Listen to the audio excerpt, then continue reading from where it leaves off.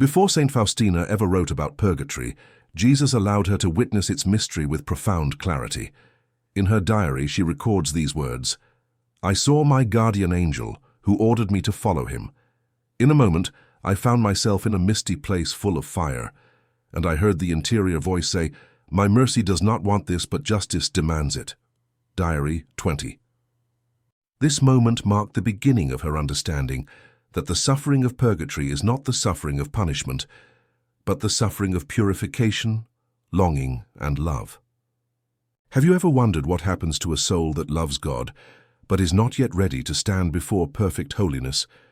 Have you ever sensed the presence of someone praying silently for you, even from beyond this world? And have you ever felt that heaven is nearer than we think, that the invisible world watches us with more tenderness than we can comprehend? One evening, in the dim stillness of her convent cell, where the soft glow of a candle trembled against the wall, Saint Faustina was shown. Something both solemn and profoundly consoling. Jesus revealed to her the hidden signs that mark souls who pass through purgatory, signs invisible to human eyes, but clear to heaven. Before we go deeper, subscribe if you desire to walk with us through the authentic revelations Jesus entrusted to Saint Faustina. Revelations meant not to frighten, but to awaken love and mercy within the soul. Faustina never sensationalized purgatory. She never exaggerated. What she wrote came from obedience and clarity. She described purgatory not as a realm of despair, but as a place where souls burn with a longing so pure that it surpasses any earthly suffering. They suffer because they love, and that love is not yet free of the weight of earthly imperfection. She often felt the nearness of souls who came to her asking for prayer. Sometimes it happened when she entered the chapel and sensed a presence behind her. Other times it occurred while she worked, sweeping the convent hallway or preparing bread in the kitchen. A quiet interior knowing would rise within her. Someone is asking for my help, but Jesus showed her something deeper. 5 hidden signs that reveal a soul destined for purgatory. She did not see them with her physical eyes. She perceived them with the heart, through grace. These were souls who had loved God sincerely, but imperfectly. Souls wounded by attachments, yet longing for freedom. Souls who had begun on earth what would be finished in purgatory, the purification of love. She understood that purgatory is the mercy of God extended beyond earthly life, a healing fire, a cleansing longing, a corridor between the imperfections of earth and the perfection of heaven. When Jesus allowed Faustina to see purgatory, she did not return frightened. She returned compassionate, aware that these souls depend deeply on our prayers. And she wrote that the greatest suffering of purgatory is not the fire, but the distance from God, a distance they long to close with every fiber of their purified love. As Faustina moved through her daily duties the day after that vision, sweeping the cold stone hallway, washing her hands in a basin of clear water, folding linens still warm from the fire, her heart remained unsettled, stirred by a mysterious nearness she could not name. She felt as though the boundary between the visible and invisible world had thinned, and for brief moments she sensed souls passing close to her, like gentle breaths carried on the quiet air. It was then that Jesus began to reveal to her the first hidden sign of a soul destined for purgatory, a longing for God that is sincere, but not yet whole. Faustina could feel it interiorly, the way one senses the faint warmth of a candle even before seeing its flame. These souls loved God, but their love still carried shadows, unresolved attachments, forgotten resentments, moments of selfishness that left traces on the heart. They were not far from God. They were simply unfinished. Jesus helped her understand that purgatory is the place where love completes its work.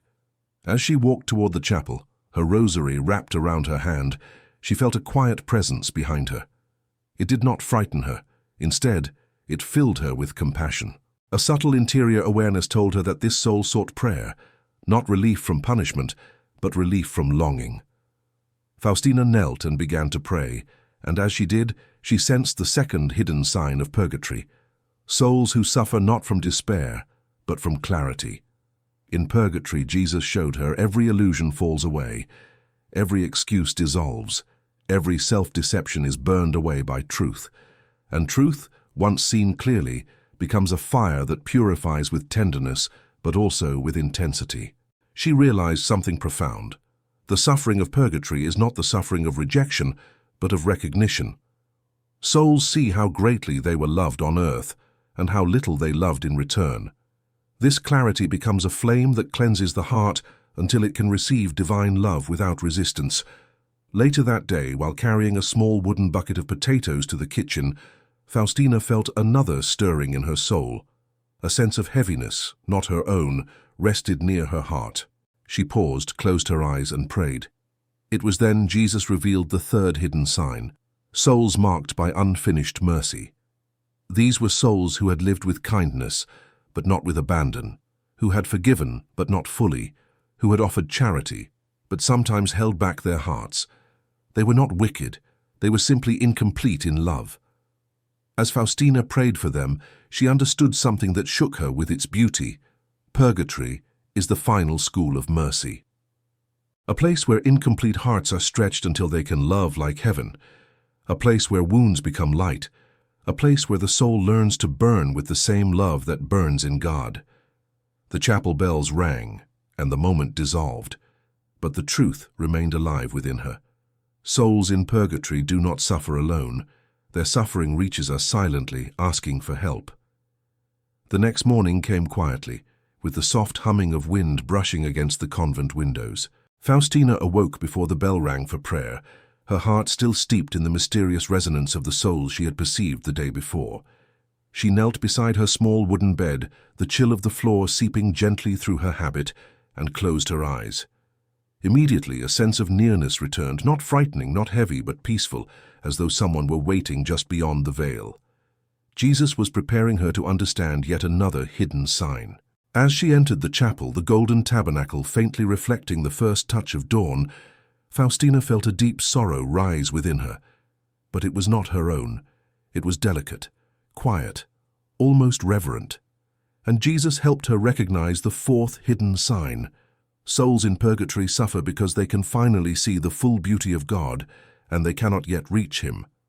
This longing, this burning desire for union, becomes the very fire that purifies them. She understood then that purgatory is not a prison, it is a threshold, a place where souls burn with the clearest love they ever had, and yet they must wait until every trace of imperfection is consumed. This waiting is agony, not because God is far, but because He is so close. Souls in purgatory stand at the edge of heaven, hearing its music, breathing its light, longing to enter, and this longing becomes their greatest suffering and their greatest hope. As Faustina knelt in the pew, Jesus let her feel this longing for a brief, piercing instant. It was like a flame placed inside her chest, gentle, yet sharp, sweet, yet sorrowful. It was a longing so deep that no earthly pain could compare. She felt the soul's cry, not a cry of despair, but a cry of love stretching toward fulfillment. She pressed her hands against her heart, realizing that what purifies the soul most is not fire, but unanswered love. Later, while working in the garden, trimming the dry branches from the rose bushes, Faustina felt a gentle stirring once again. The air carried the scent of soil and faint petals, and the world seemed still for a moment. In that instant, Jesus revealed the fifth hidden sign. Souls in purgatory are surrounded by peace even in their suffering. Their pain is real, but it is holy. Their sorrow is deep, but it is without fear. They suffer with certainty. Certainty that they belong to God, certainty that heaven awaits them, certainty that every moment of purification draws them closer to the embrace they now desire more than anything. This peace astonished her. She had expected anguish, but instead, Jesus allowed her to feel a quiet trust like the steady glow of a lamp in darkness. Souls in purgatory do not doubt God. They do not question Him. They do not despair. They suffer with clarity, with love, with hope so pure it becomes its own form of fire. As she stood there pruning the roses, she realized something profound. Purgatory is the final act of mercy. And these hidden signs are not secrets to frighten the living. They are invitations to pray, to love, and to live with sincerity on earth, so that the fire of purification may be smaller, gentler, lighter. That evening, as the sisters gathered for prayer and the soft murmuring of the Divine Mercy chaplet echoed through the chapel, Faustina felt a familiar presence return, gentle, longing, and full of an unspoken plea. She closed her eyes and let the rhythm of the prayers wash over her like slow-moving water. In that sacred stillness, she sensed Jesus drawing her deeper into the mystery of purgatory, allowing her to understand not only the hidden signs of the souls there, but also the immense love that binds heaven to that place of purification. When the prayer ended and the chapel slowly emptied, she remained kneeling. The sanctuary lamp flickered with steady light, casting warm reflections across the gold of the tabernacle. In that glow, Faustina perceived something she had not fully realized before. Souls in purgatory are closer to God than many souls on earth, even though they cannot yet enter heaven. Their suffering is not a consequence of separation, but a consequence of proximity. They stand on the threshold of glory, so close that the light of God exposes every imperfection, every shadow, every trace of self-love that must be burned away before complete union is possible. This understanding shook her with reverence. She remembered how the souls she encountered never begged for release from purgatory. They begged for purification. They desired to be made worthy of God's love, not by their own strength, but by the fire of His truth. They longed not for escape, but for transformation. And this longing, Jesus showed her, is one of the reasons their prayers are so powerful. Souls in purgatory pray with purity, without distraction, without earthly fears, without self-interest. Their prayers rise like incense directly to the heart of God. As Faustina reflected on this, she felt a sudden tenderness brush against her soul, like a whisper carried on air. A soul in purgatory was near. She did not hear words, but she understood the plea. Remember us. She pressed her hands together and prayed, and at once she felt peace flow outward, as though her prayer fell upon thirsty ground. It was then she realized another profound truth Jesus had hinted at before. Souls in purgatory cannot help themselves, but they can help others, and the living can do for them what they cannot do for themselves. This exchange, this bridge between earth and purgatory, filled Faustina with awe. She saw that when the living pray for the souls in purgatory, love flows downward like water descending into the deepest valleys, and when the souls are purified, they will rise into heaven, and their gratitude will overflow like a torrent of grace upon those who prayed for them. The communion between the living and the suffering souls is one of the most tender mysteries of divine mercy. As she rested in that revelation, Faustina felt Jesus speak to her heart with a gentleness that softened every fear. Do not be afraid of purgatory. Be afraid only of refusing my mercy. His words illuminated everything. The suffering of purgatory exists because God desires that nothing imperfect remain between him and the soul he loves. Faustina stayed in the chapel long after nightfall, enveloped by the quiet presence of souls who waited, hoped, and loved, with a purity she had never before understood. The next day, the convent moved through its rhythm of prayer, work, and quiet contemplation, but Faustina carried within her a newfound reverence for the invisible world. As she scrubbed the wooden floors of the hallway, her hands reddened by the cold water and rough bristles, she felt a gentle awareness that souls in purgatory were closer than many imagined. They were not distant, they were not forgotten. They lived in a space where longing turns into purification and where prayer becomes a bridge stronger than death. As she worked, her thoughts drifted to the hidden sign Jesus had shown her the day before, the peace that surrounds souls in purgatory. It was a peace unlike anything on earth, a peace born from certainty, from knowing exactly where the soul is going. Even in their suffering, these souls remain anchored, unshaken, because the fear of judgment is gone. What remains is longing, pure longing. And longing, Jesus taught her, is the language of purgatory. She paused, resting her weight on the wooden brush, when suddenly she felt a familiar interior nudge, gentle, almost like a tap on her heart. She understood instantly. A soul was asking for prayer. Nothing dramatic, nothing frightening, just a quiet presence like someone waiting politely at a door. Faustina bowed her head and prayed a short, fervent prayer. Immediately she sensed a release, like a sigh carried through silence. The connection dissolved as softly as it had come. This moment, so simple and unassuming, taught her something profound. souls in purgatory are deeply grateful. Their gratitude has a weight, a warmth, a sincerity that surpasses earthly expression. And Jesus showed her that this gratitude does not end when they enter heaven. Once purified, these souls often become powerful intercessors for those who helped them. As she continued working, Faustina remembered the scene from her diary, where she was led to purgatory by her guardian angel, and saw the souls suffering in silence, united by a single desire, to see God. She recalled the moment Jesus had said that mercy does not want this suffering, but justice demands it. Yet she now understood something more. Even justice is tender when touched by divine mercy. Purgatory is not vengeance, it is healing. Later, during recreation time in the convent garden, she watched the wind stir the branches of the trees, scattering a few dry leaves at her feet. The movement reminded her of souls passing by, quiet, gentle, unnoticed by most, yet forever reaching toward heaven. She wondered how many souls pass through the world each day unseen, longing for prayer, longing for love, longing for someone on earth to remember them. A deep tenderness filled her chest.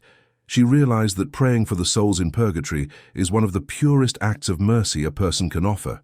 It is charity without applause, kindness without recognition, love without repayment. Only God and the suffering soul know it happened. And in this hidden exchange between earth and purgatory, Faustina saw the heart of divine mercy beating, soft, persistent, radiant. As night returned once again to the convent and the corridors fell silent, Faustina felt a gentle pull toward the chapel. She walked slowly, her footsteps softened by the old wooden floor, her heart stirred by a sense of unfinished tenderness. The revelations of the past days had deepened her understanding of purgatory, but they had also awakened something even more powerful within her, a desire to live with greater love, greater purity, and greater mercy, for the sake of the souls who longed so desperately for heaven. When she entered the chapel, only the sanctuary lamp remained lit, casting a soft amber glow across the altar. She knelt, folding her hands with a quiet reverence, and allowed her soul to become still. It was here, in this silence shimmering with divine presence, that Jesus completed the lesson. He allowed her to feel, not see, but feel, the spiritual nearness of souls still undergoing purification. Their longing was soft, like a distant melody, their hope radiant like a warm breeze. And in that mysterious closeness, Jesus placed a final clarity in her heart. Purgatory is not a place of horror. It is a place of hope. The suffering there exists because love is doing its final work, burning away everything that cannot enter heaven.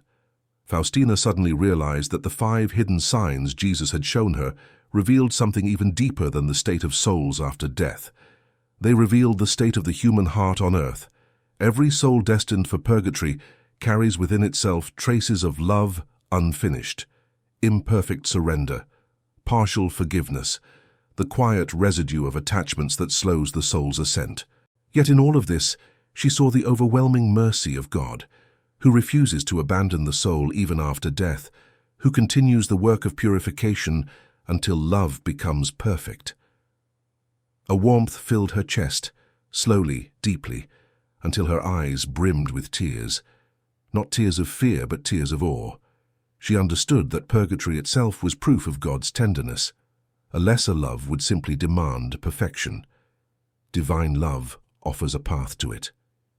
She leaned forward, whispering a prayer for the souls who had touched her heart in recent days. She prayed for those forgotten by the living, for those who had no one to pray for them, for those trapped in the fire of longing, yet surrounded by the peace of certainty. And as she prayed, a sudden interior light filled her.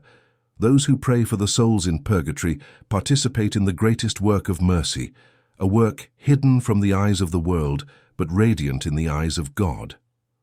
In the quiet of that chapel, Faustina felt Jesus draw close enough that the silence seemed to hold its breath, and she heard within her heart the words that summed up the entire mystery. Do not fear the purification of love. Fear only refusing mercy when it is offered. With that, an even deeper peace settled upon her, a peace that wrapped itself around her like a mantle. She rose slowly, knowing that she would never again look at suffering, on earth or beyond, through the eyes of fear. She would see it only through the eyes of mercy. The lamp flickered softly as she left, its warm glow lingering behind her, a reminder that even the darkest places are illuminated when touched by God's love.